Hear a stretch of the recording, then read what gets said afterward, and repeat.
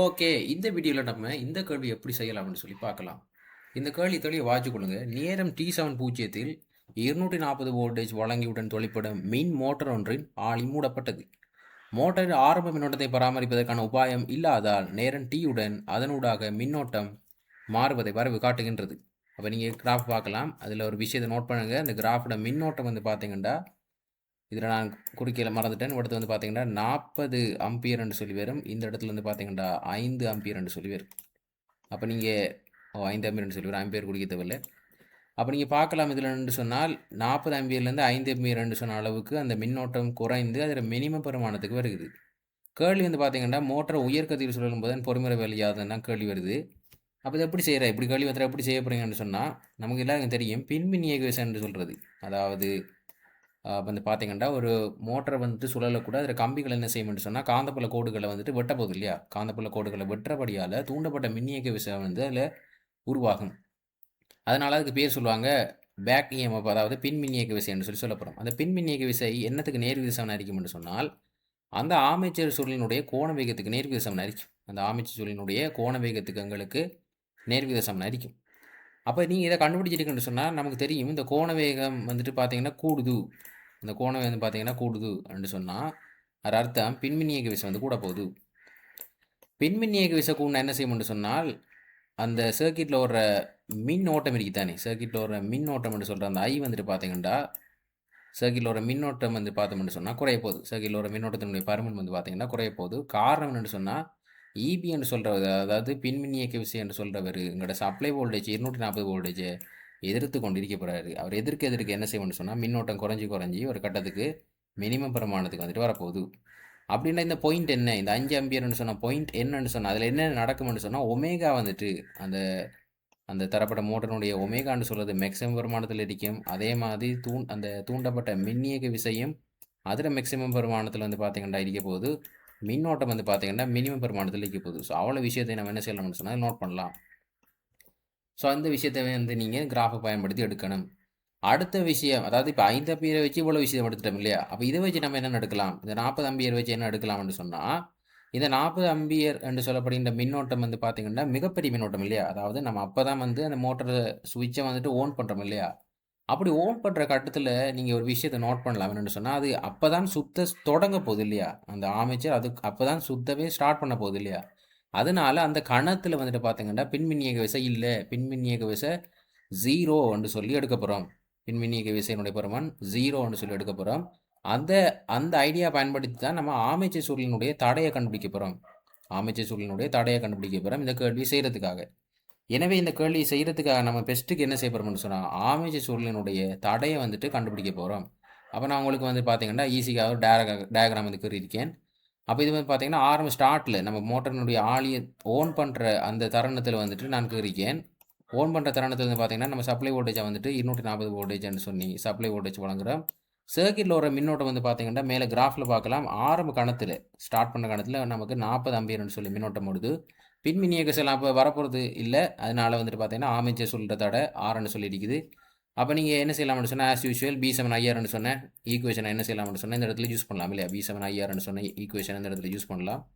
இந்த ஈக்குவேஷனை யூஸ் பண்ணி பிக்கு பதிலாக வந்து பார்த்தீங்கன்னா 240 வோல்டேஜையும் சர்க்கியூட்டில் ஒரு கரண்ட்டுக்கு பதிலாக, அதாவது ஐக்கு பதிலாக 40ஐயும் பயன்படுத்தி நீங்கள் என்ன செய்யலாம்னு சொன்னால் ஆரை கண்டுபிடிக்கலாம். அந்த ஆர்மேச்சர் சுருளினுடைய தடை 6 ஓம்னு சொல்லி உங்களுக்கு விட வரும். அந்த விஷயத்தை நீங்கள் ஈஸியாக கண்டுபிடிக்கலாம். ஒன்ஸ் நீங்கள் இதை கண்டுபிடிச்சிருங்கன்னு சொன்னால் அடுத்து வந்து பார்த்தீங்கன்னு சொன்னால் நான் வந்துட்டு அந்த 5 அம்பியர் கட்டத்தில், அதாவது 5 அம்பியர்னு சொன்ன மின்னோட்டம் ஓடுதில்ல, அந்த ஒமேகா வந்து மேக்ஸிமம் வந்தோனே அப்போ அந்த கட்டத்தில் வந்து பார்த்தீங்கன்னா அடுத்த படம் வந்துட்டு உங்களுக்கு தரப்பட்டிருக்கிறது. அப்போ அந்த படத்தில் நீங்கள் என்ன செய்யலாம்னு சொன்னால் ஒரு விஷயத்தை குறிக்கணும். என்னென்னு சொன்னால் நமக்கு தெரியும் மின்னோட்டம் வந்துட்டு பார்த்தீங்கன்னு சொன்னால் இந்த திசையில் போகுதுன்னு சொன்னால், இந்த திசையில் வந்து போகுதுன்னு சொன்னால் நீங்கள் ஃபிளமிங்கினுடைய இடக்க விதியை பயன்படுத்தி அது எந்த திசையில் வந்து பார்த்தீங்கன்னு சொன்னால் அந்த மோட்டரினுடைய இந்த கம்பி வந்து எந்த திசையில் போகும்னு சொல்லி கண்டுபிடிக்கலாம். அப்போ இடக்க விதியை நீங்கள் வந்துட்டு பயன்படுத்திங்கன்னு சொன்னால் உங்களுக்கு விட வந்துட்டு பார்த்தீங்கன்னா இந்த திசையில் வந்து பார்த்தீங்கன்னா இந்த கம்பி மூவ் பண்ண போகுதுன்னு சொல்லியும் இந்த கம்பி இந்த திசையில் மூவ் பண்ண போகுதுன்னு சொல்லியும் கண்டுபிடிக்கலாம். என்னென்னு சொன்னால் மின் ஓட்டம்னு சொல்கிறது உங்களுக்கு இந்த திசையில் இல்லையா? இந்த திசையில் வருகிறது. தொடர்ச்சி வந்து பார்த்தீங்கன்னா அது அப்படியே போயிட்டு இந்த திசையில் வருது. நீங்கள் புலமையின் இடக்க விதியை பயன்படுத்தி என்ன செய்யலாம்னு சொன்னால் எந்த டிரெக்ஷனில் ஆள் வந்துட்டு சுத்தப்படுறாருன்னு சொல்லி கண்டுபிடிக்கலாம். அடுத்து என்ன செய்யலாம்னு சொன்னால் புலமையினுடைய வழக்கை விதியை பயன்படுத்தி என்ன செய்யலாம்னு சொன்னால் உண்மையிலேயே வந்து பின்மின்னியக்கு விசையினுடைய அந்த பேட்டரியினுடைய டெர்மினல் வந்துட்டு எந்தெந்த டைரக்ஷனில் வரும்னு சொல்லி கண்டுபிடிக்கலாம். அதை நீங்கள் வந்துட்டு ஈஸியாக கண்டுபிடிச்சிட்டிங்கன்னு சொன்னால் உங்களுக்கு அந்த பின்மின்னியக்கு விசைக்கான டைரக்ஷன் வந்து பார்த்தீங்கன்னா இப்படி இந்த டைரக்ஷனில் வந்துட்டு வரப்போகுது இல்லையா, இந்த டைரக்ஷனில் வந்துட்டு உங்களுக்கு வரப்போகுது. ஓகே, அப்போ இது என்னன்னு சொல்லி குறிக்கலாம்னு இது வந்து பார்த்தீங்கன்னா நான் வந்துட்டு உங்களுக்கு வழங்குறதுக்காக ஒரு தடம் குறிக்கேன் இல்லையா, ஒரு தடம்னு சொன்னால் என்ன சொல்கிறேன், ஒரு செவ்வக வடிவிலான ஆக்கப்பட்ட ஒரு தனி கம்பி குறிக்கேன். அதனால தான் உங்களுக்கு 2 பெட்டி வருது இல்லையா. அப்போ 2 பெட்டியினுடைய நம்ம ஆளுக்கு பாதி பாதியை பிரித்து EB/2 EB/2ன்னு சொல்லி குறிக்க போகிறோம். இவருக்கு EB/2ன்னு சொல்லி குறிக்க போகிறோம், இவருக்கு EB/2ன்னு சொல்லி குறிக்க போகிறோம். EBன்னு சொன்னால் எதுவுமே கிடையாது, பின்மின்னியக்கு விசை இல்லையா, பின்மின்னியக்கு விசையினுடைய அரைவாசின்னு குறிக்க போகிறோம். உங்களுக்கு எக்ஸாம் பேப்பரில் எண் தடங்கள் பயன்படுத்தப்படுதுன்னு சொல்லி தந்துட்டாங்கடா. இது வந்து பார்த்தீங்கன்னா ஒரு தடம் இல்லை, உங்களோட எக்ஸாம் பேப்பரில் எண் தடங்கள் பயன்படுத்தப்படுதுன்னு சொல்லி தந்துட்டு ஒரு புயத்தில் தூண்டப்படுற மின்னியக்கு விசையை கேட்டால் கடும் அவதானமாக இருக்கணும். ஏனென்று சொன்னால் ஒரு தடத்தில் 2 என்ன சொல்கிற பெட்ரி வந்து குறிச்சிருக்கேன். நீங்கள் பார்க்கலாம், ஒரு தடத்தில் வந்து பார்த்தீங்கன்னா 2 என்ன சொல்கிற பெட்ரி வந்து குறிச்சிருக்கேன். இந்த ஆமில் வந்துட்டு ஒரு பெட்ரி, இந்த ஆமில் ஒரு பெட்ரி, அதனால் 2 பிரிச்சிருக்கேன். அப்போ உங்களோட எக்ஸாம் பேப்பரில் வந்து பார்த்தீங்கன்னா இதே கம்பி மாதிரி எண் தரவை வந்துட்டாங்கன்னு சொன்னால் ஒரு ஆமில் இருக்கிறது, அதாவது ஒரு ஆமில் இருக்கிற பெட்ரி வந்து பார்த்தீங்கன்னு சொன்னால் கட்டாயமாக 2 எண்ணு சொல்லி வரும். ஸோ இந்த விஷயத்தை வடிவாக நோட் பண்ணி கொள்ளுங்கள். ஒரு ஆமில் வந்து பார்த்தீங்கன்னா அந்த ஒரு ஆமில் வந்துட்டு உண்டாக்கப்பட்ட அந்த பெட்ரியினுடைய பின்மின்னியக்கு விசை 2 எண்ணு வரும். நீங்கள் என்ன போட்டுட்டு வந்துடுவீங்க, உண்மையிலே 2 மறந்துடக்கூடாது. என்னென்னு சொன்னால் அது எத்தனை தடமாக இருந்தாலும் அதுக்கு 2 ஆம் இருக்குது. ஸோ அதனால 2 வந்து வந்திருக்குது. ஸோ அதை ஒரு வாட்டி நோட் பண்ணிக்கொள்ளுங்க. ஓகே, அப்போ தொடர்ச்சி இந்த கேள்வி எப்படி செய்யலாம்னு சொன்னால் ஆஸ் யூஷுவல் V7IRன்னு சொன்ன சமன்பாடு நம்ம இந்த இடத்துல அப்ளை பண்ணிக்கொள்ளலாம். V7IRன்னு சொன்ன சமன்பாடு இந்த இடத்துல அப்ளை பண்ணிக்கொள்ளலாம். கொண்டோம்னு சொன்னால் நமக்கு 240, அது வந்து பார்த்தீங்கன்னா 2 இருக்குது இல்லையா. அப்போ உங்களுக்கு அது ஈஸி தான். 240 நீங்கள் என்ன செய்வீங்கன்னு சொன்னால் தொடர்ச்சியாக வந்துட்டு EBலேருந்து கழிப்பீங்க. கழிச்சிட்டு வந்து பார்த்தீங்கன்னு சொன்னால் உங்களுக்கு மின்னோட்டம் எல்லாம் தரப்படுது. மின்னோட்டம் 5 ஆம்பியர்னு சொல்லி தரப்படுது. உங்களுக்கு 6ன்னு மேலே கண்டுபிடிச்சோம் இல்லையா, மேலே வந்துட்டு 6 பெருமானம் கண்டுபிடிச்சேன், 6ன்னு சொல்லி கண்டுபிடிச்சேன். அப்போ நீங்கள் என்ன செய்யலாம்னு சொன்னால் பின்மின்னியக்கு விசையினுடைய பெருமானத்தை கண்டுபிடிக்கலாம். அதனுடைய பெருமானம் 210 வோல்டேஜ்னு சொல்லி வரும். அதனுடைய பெருமானம் 210 வோல்டேஜ்னு சொல்லி நீங்கள் கண்டுபிடிக்கலாம். ஓகே, இப்போ நம்ம என்ன பண்ணிக்கோம்னு சொன்னால் பின்மின்னியக்கு விசையினுடைய பெருமானத்தை கண்டுபிடிச்சிட்டோம்.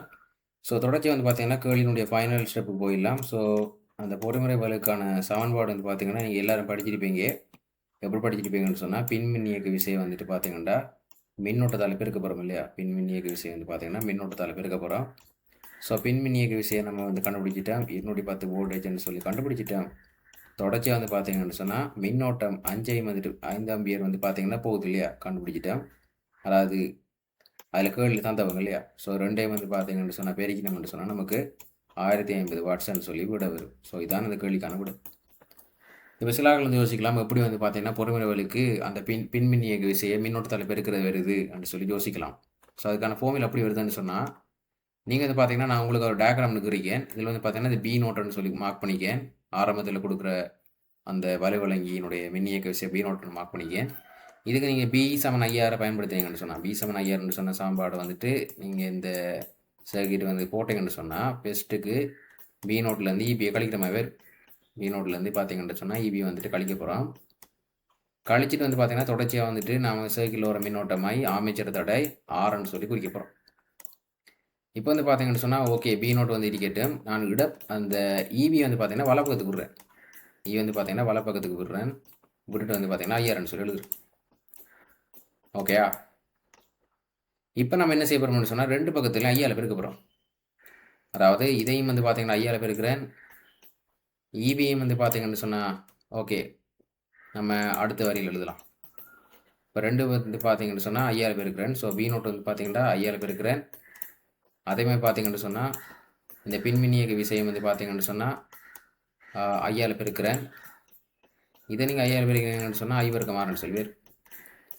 ஸோ ஒரு விஷயத்தை கரெக்டாக நோட் பண்ணுங்கள். என்னென்னு சொன்னால் B நோட் ஐன்னு சொல்கிறது நம்ம ஆரம்ப முதலிலிருந்து வழங்குகிற மின் பலு இல்லையா. அதாவது B நோட் வந்து தான் ஆரம்ப சோர்ஸ்ன்னு சொல்லுவோம், சப்ளைன்னு சொல்லுவோம். அப்போ வழங்குகிற வலு தான் B நோட் ஐ. அந்த வழங்குகிற வலுவில் வந்து பார்த்தீங்கன்னா ஐவர்க்கம் ஆறுன்னு சொல்லி வெப்ப வலுவாக வந்து பார்த்தீங்கன்னு சொன்னால் இந்த தடையில் வந்து விரயமாகுது. அப்போ ஆரம்ப மின் பலு வந்து பார்த்தீங்கன்னு சொன்னால் வெப்ப வலுவாக அந்த ஆரம்ப மின் பலுவினுடைய ஒரு குறித்த பகுதி எங்களுக்கு என்ன செய்யுதுன்னு சொன்னால் வெப்ப வலுவாக விரயமாகுது. எனவே மிச்சமிதிக்கிற வலு, இந்த மிச்சமிதிக்கிற இந்த இபி இன்டு ஐ தான் நமக்கு என்னது தரப்போகுதுன்னு சொன்னால், பொறிமுறை வலுவை தரப்போகுதுன்னு சொன்ன விஷயத்தை நீங்க அண்டர்ஸ்டாண்ட் பண்ணலாம். அதாவது வி நாட் ஐன்னு சொல்லி ஆரம்ப மின் வலுவை நம்ம கொடுக்கும் பொழுது வந்து பார்த்தீங்கன்னா, ஐ வர்க்கம் ஆர்ன்னு சொல்லி வெப்ப வலுவா வந்துட்டு அந்த ஆர்மேச்சர் சுருள்ல ஒரு பகுதி விரயமாக மிச்சம் மீதியான பகுதி நமக்கு பொறிமுறை வலுவை தரப்போகுது. அதனால பொறிமுறை வலுவுக்கு இபி இன்டு ஐ என்று சொல்லி எழுதியிருக்கேன். நீங்க பார்க்கலாம்.